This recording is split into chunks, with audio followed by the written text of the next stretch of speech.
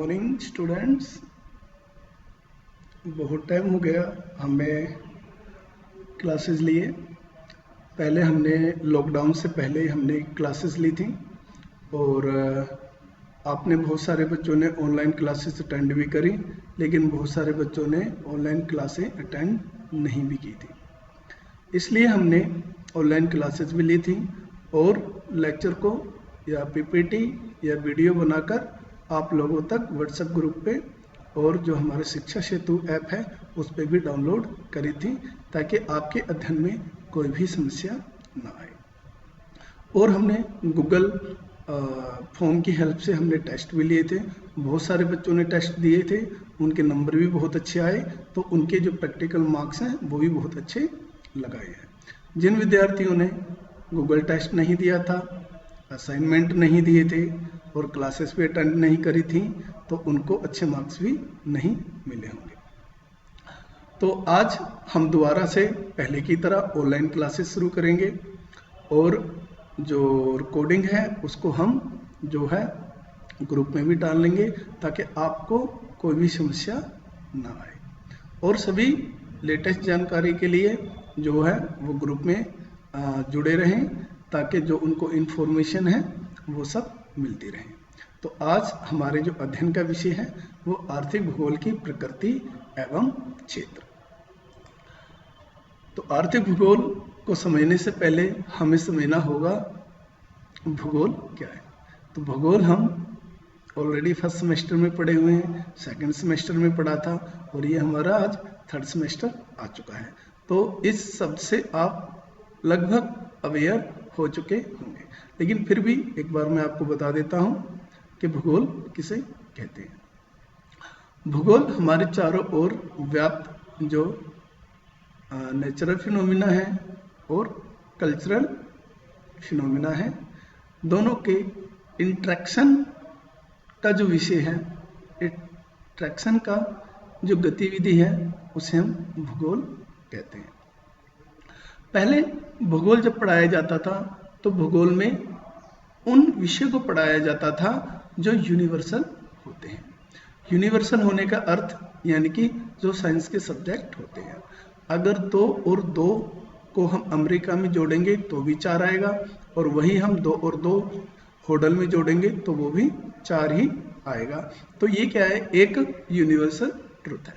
तो ऐसे ही हमारी जो पहले भूगोल के में अध्ययन होता था वो फिजिकल ज्योग्राफी होता था, लेकिन धीरे धीरे समय चलता ही गया और रेड जेल का समय आया तो उन्होंने कहा कि ऐसा कौन सा विषय हो सकता है जिसमें जो है ह्यूमन बीइंग की अध्ययन ना हो। धरती है, आकाश है, नदियां हैं, पेड़ हैं, पौधे हैं, सड़कें हैं, ये सब किसने बनाए, इनको किसने क्लासिफाई किया? तो ध्यान में आता है इन सबको क्लासिफाई करने के पीछे ह्यूमन बीइंग का हाथ है। तो कहते हैं ऐसे कौन सा सब्जेक्ट है इसलिए उसमें अध्ययन ह्यूमन बीइंग का ना हो, इसलिए उसके बाद जो है ह्यूमन की स्टडी भी भूगोल के अंतर्गत होने लगी। तो भूगोल की 2 शाखाएं हो गई, एक को हम भौतिक भूगोल कहते हैं और दूसरे को हम मानव भूगोल कहते हैं। आर्थिक भूगोल ही मानव भूगोल की एक शाखा है जिसका आज हम जो है डिस्कशन कर रहे हैं। तो आर्थिक भूगोल में हम क्या पढ़ते हैं? तो आर्थिक भूगोल से पहले हमें आर्थिक क्रिया को समझना होगा कि आर्थिक क्रिया क्या होती है।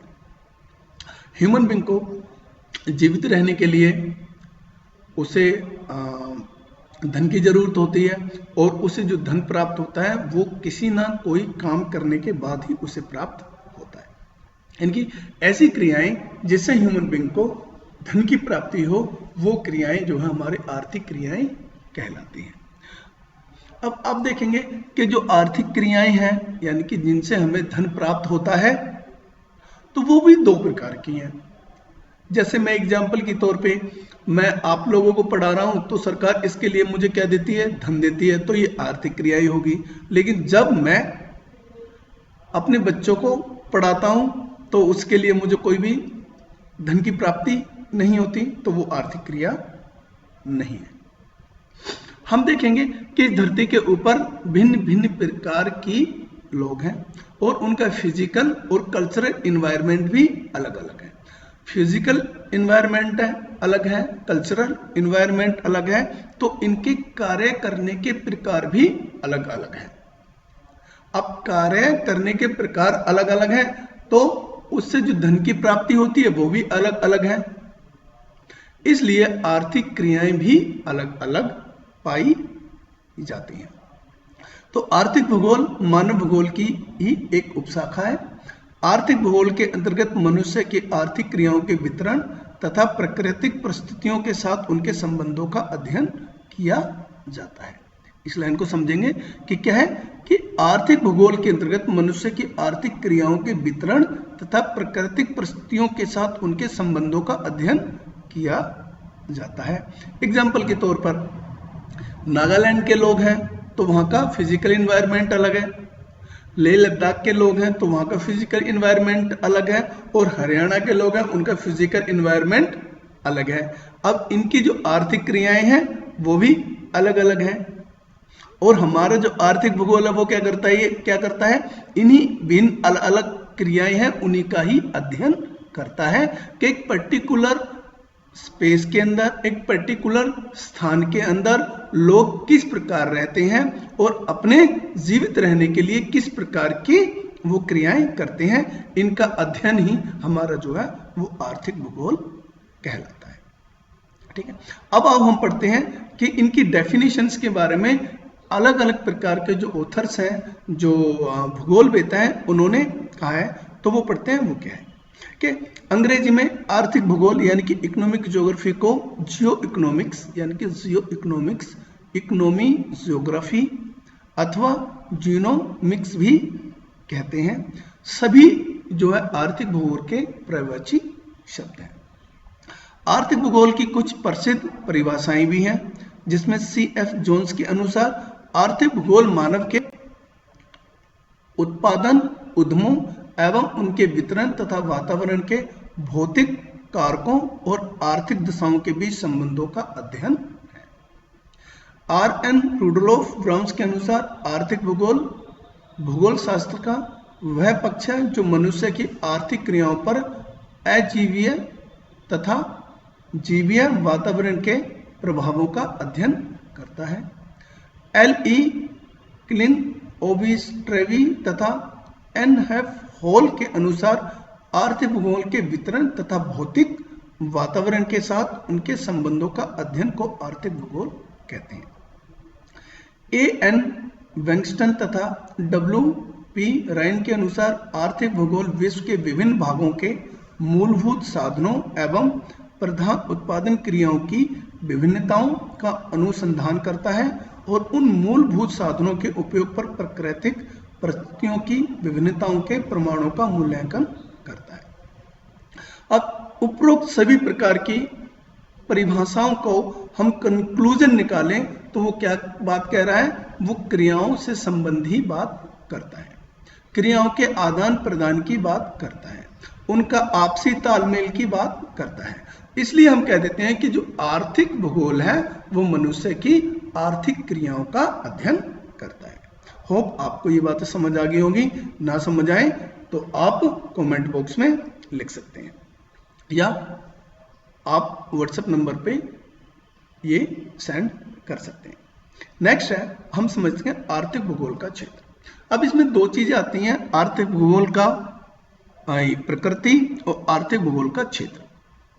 तो इसमें एक मोटा जो डिफरेंट होता है वो ये होता है कि जिन विषयों का अध्ययन आर्थिक भूगोल में हो चुका है वो उसका क्या कहलाता है, क्षेत्र कहलाता है, स्कोप कहलाता है।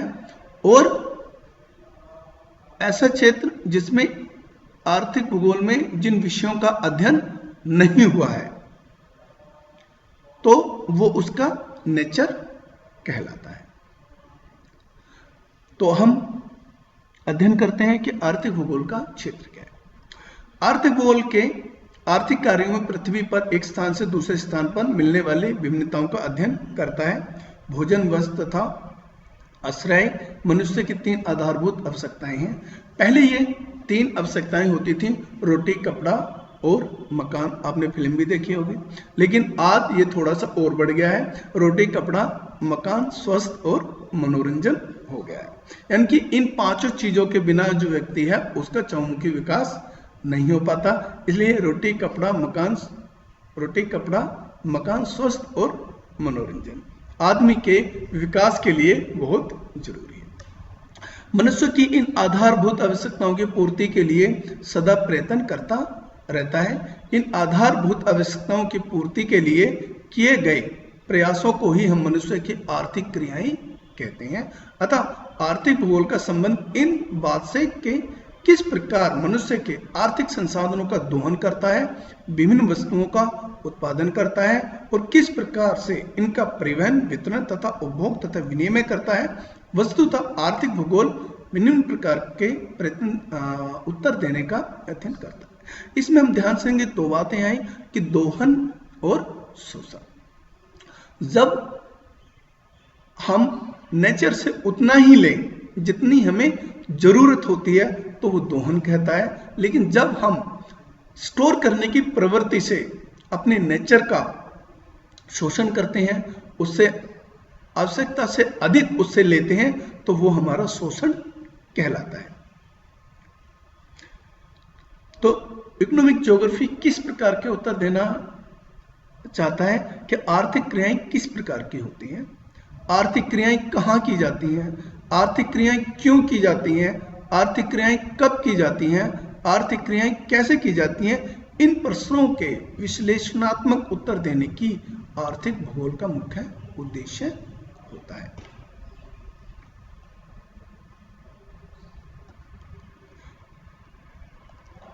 नेक्स्ट आता है हमारा आर्थिक भूगोल की शाखाएं। तो ब्रांचेज ऑफ इकोनॉमिक ज्योग्राफी। तो आर्थिक भूगोल की अनेक प्रकार की शाखाएं हैं, जिनमें है पहला कृषि भूगोल। कि आर्थिक भूगोल की इस शाखा के अंतर्गत कृषि संबंधी उन भौगोलिक दशाओं का अध्ययन किया जाता है जो कृषि कार्य को प्रभावित करती हैं।